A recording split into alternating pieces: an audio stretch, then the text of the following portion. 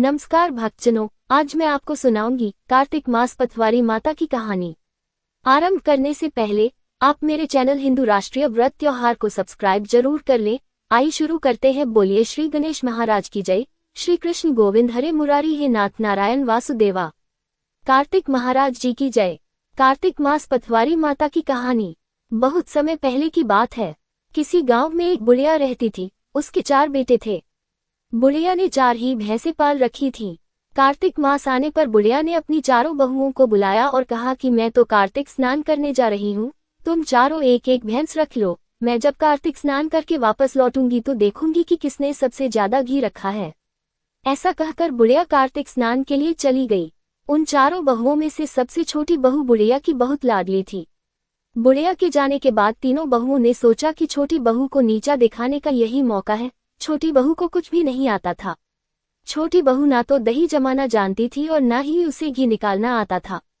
तीनों बड़ी बहुओं ने जानबूझकर उसे कुछ भी नहीं बताया, जिससे कि उसे अपनी सास से डांट खानी पड़े। तीनों जेठानियां घी बनाने में जुट गईं, लेकिन छोटी बहू को कुछ नहीं आता था तो वह सारा दूध और दही पीपल की पथवारी में गिरा देती थी। छोटी बहू बहुत सीधी मन से भोली थी। महीना पूरा होने पर उसकी तीनों जेठानियों ने एक एक डिब्बा घी का भर कर रख लिया था, लेकिन छोटी बहू ने जरा सा भी घी नहीं निकाला था। बुढ़िया के आने का समय हो गया था। अपनी सास के आने की खबर सुनकर वह पथवारी माता से कहती है कि मैं क्या करूं? मैंने तो सारा दूध और दही यहाँ गिरा दिया था। अब मेरी सास मुझसे घी के लिए पूछेगी तो मैं क्या कहूंगी? पथवारी माता ने छोटी बहू से कहा कि तुम ये 4 कंकड़ ले जाओ और 4 खाली डिब्बों में रख देना, इससे चारों डिब्बे घी से भर जाएंगे। उसने पथवारी माता के कहे अनुसार वैसा ही किया और उसके पास 4 डिब्बे घी हो गया। जब बुढ़िया घर आई तो उसने आते ही उसने चारों बहुओं को बुलाकर कहा कि लाओ अपना अपना घी दिखाओ कि किसने कितना घी बनाया है। तीनों जेठानियां अपना अपना घी का डिब्बा ले आई और मन ही मन खुश होने लगी कि अब छोटी बहू को सास से डांट पड़ेगी। छोटी बहू आई तो साथ में 4 डिब्बे घी भी लाई। तीनों बहुएं ये देख के हैरान हुई कि इसे तो दही बिलोना भी नहीं आता था, तो ये घी कहाँ से आया। वह अपनी सास से कहने लगी कि जरूर इसके पति ने ये घी खरीदा है।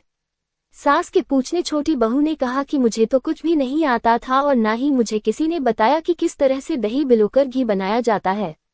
मैं तो सारा दूध पीपल में सींच देती थी और दही पथवारी पर चढ़ा देती थी। ये तो पथवारी माता की कृपा का प्रभाव है।